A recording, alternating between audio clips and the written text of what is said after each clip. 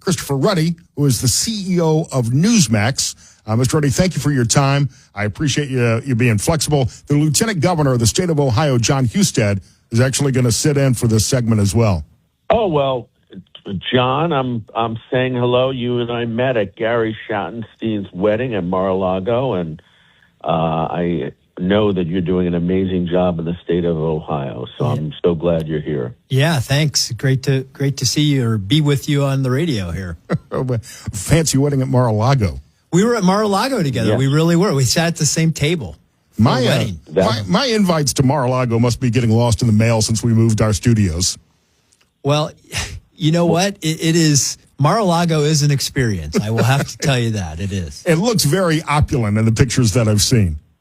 It's pretty cool. It is. It's not what you expect it to be. Scott, Donald Trump loves radio hosts. So if he knows you're a MAGA radio host, right, you're going to have entree to Mar-a-Lago anytime you want. But it's a little bit hard to commute from Toledo, Ohio. But I figure out maybe we'll send a jet up for you that way. Sure, yeah. Send Trump Force One up. I'd be happy to fly down there. President Trump has been on with me a dozen times, and obviously I've gotten to know J.D. Vance over the last few years as well. So it's good to have Vance on the ticket to make sure Ohio will be well represented in the swamp when they win in November. Well, Ohio has been an amazing state and really supportive of President Trump and going against the grain. And it's been tremendous. And I think Governor Husted has played a big role in that. So I'm really honored to be on with him. We're talking to Chris Ruddy. He is the CEO of Newsmax. And your network has really been on fire for the last few years as the Trump movement, the conservative movement, and supporters of Donald Trump and the conservative movement have been looking for an outlet, a media source that is not putting out the same Democrat propaganda all the time. Well, the media world is changing a lot, and we're seeing that. In the old days, the media used to be somewhat, they make a pretense of being balanced. Just look, since the anointing of Kamala Harris, and I call it anointing because she wasn't elected. They could have easily had an open convention. They decided to do an anointing instead. And since her anointing, the press coverage, according to the Media Research Council, 86% favorable to Kamala Harris. Meanwhile, in the same time period, Donald Trump got 90% negative press coverage, 90%.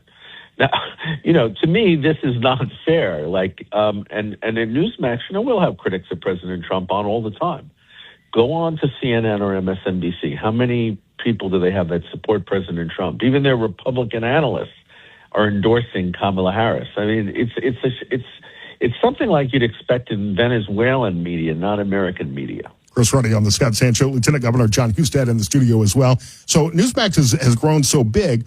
There are rumors that perhaps you can confirm, deny, or tell us more about that Newsmax may be going public in early 2025. And as someone who likes to dabble in the stock market, I love getting in on a good IPO early. Well, we're hoping that you can dabble a lot because we are planning. We announced that we're going to go public end of this year, early next year, be on NASDAQ or the New York Stock Exchange. That's on the rails going to happen, subject to government approval. We're very excited. We actually, and it's gotten widespread, the Wall Street Journal, many people have reported on it. We have had huge interest. We opened a portal online for people there if they're interested in the upcoming IPO or they're interested in buying shares early, which are possible for eligible investors. They can actually go to newsmaxinvest.com, which is one word, newsmaxinvest.com. We have a lot of information there. And our investment bank says they've never seen the response. Over 40,000 investors have gone on and say they plan to invest. And that's just the beginning. So we're really excited about this, Scott. And, my view is that Newsmax is so close to overtaking CNN in the ratings. We just had record ratings, 22 million people, according to Nielsen, tuned in July. That we're riding this wave. We should bring in tens of thousands, hundreds of thousands of co-owners, people that are going to fight for us because they own shares in Newsmax. And we're really excited about the response we've gotten. Can you tell me whether or not Nancy Pelosi has bought any shares yet? That's usually a good indicator of how a stock is going to do. Well, I can tell you, I'm a pretty democratic guy with a small d. I don't think I'd accept her as a shareholder. I'm not sure like we want subversives. She actually led an effort in Congress to have Newsmax and Fox News removed from cable platforms. She's not a Democrat. I mean, in the small d sense of the best sense of that word, she believes in censorship. And she believes in a left-wing, one-party state. And that's what you have in California. And that's why people are fleeing California, and it's falling apart. And, say what you want about Ohio, but it's a two-party state. It has a very vibrant Republican Party, but they've been very open, and it's one of the best states to live in because of the way Governor DeWine and Lieutenant Governor Husted have run that state. It's been fantastic. So I'm going to ask a tougher question. Going public right now, is the timing really right for a new media company to launch an IPO? I mean, I see what's happening with legacy media across the board. I mean, we're talking about even some radio companies like ours with stock market prices that have dropped from $30, $40 a share down to $1 a share. We're seeing the same things with other networks, and especially in the print media world. Well, I can tell you that Reuters did a study in June. They released it. What were the most important media properties according to their survey in the United States? And Newsmax was one of the 12. And what's interesting, Scott, is that they had all these legacy media, NBC, CBS, New York Times. We were there. And they're saying 25 million people are going to our cable channel alone now. I mean, that's an enormous reach, and a fact that as a new media company, we're surging, we're growing, we're soaring.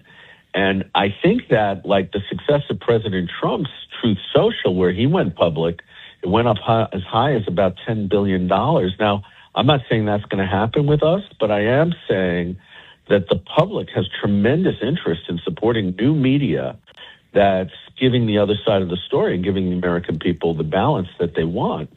So I think that we're in a good position, and based on the initial response, so many people going to NewsmaxInvest.com and signing up, I think we're in good shape. Newsmax only has 23 million more viewers than this show. So, I guess you're doing pretty well. Well, Scott, I would just say this about the legacy media. They're having trouble because they're providing a product that people don't want. That is a big problem for them. I think that these alternative options, Newsmax being one, you see the Free Press that operates on Substack, new media operations are growing if they're providing the things that people are seeking. And most of that is just a fair look at it. They want to know the truth. And if you provide the truth, people will seek you out. I couldn't. Lieutenant Governor said that brilliantly. I say that people are voting with their remote controls in their bedrooms and living rooms for Newsmax, and we're seeing it in the numbers. The Nielsen numbers are off the charts, and we're seeing it on all these other media. The conservative followings on Twitter are off the charts, and Substack, all of the great columnists that are appearing now.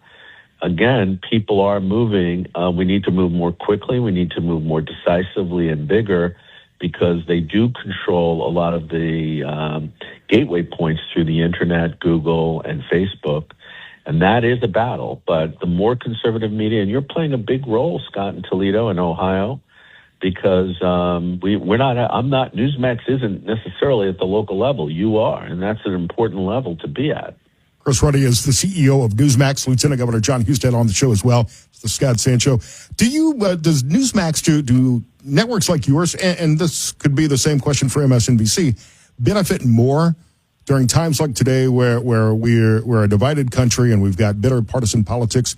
Is that good for business? And if it is, how do we bring the country back together?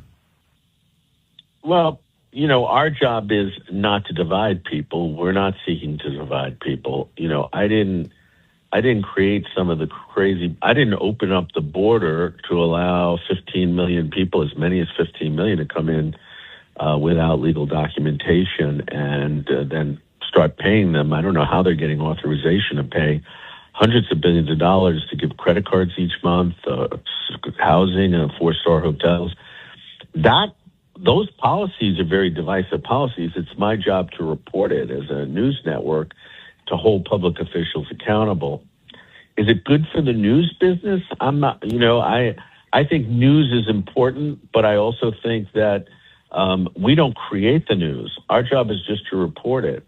And if they're creating a lot of bad news for the country, we have to report it. I think our ratings are up because they feel most of the big media just aren't reporting the real story on what's going on. They would ignore what's happening at the border if there wasn't Newsmax and Fox News and your radio show. Chris, it's great to have you on. I appreciate your time. Call in anytime, and if you ever need somebody to fill in on Newsmax, you know how to reach me. Great, and don't forget, check out our IPO information, newsmaxinvest.com. Chris Ruddy, CEO of Newsmax, Lieutenant Governor John Husted here on the Scott Sand Show.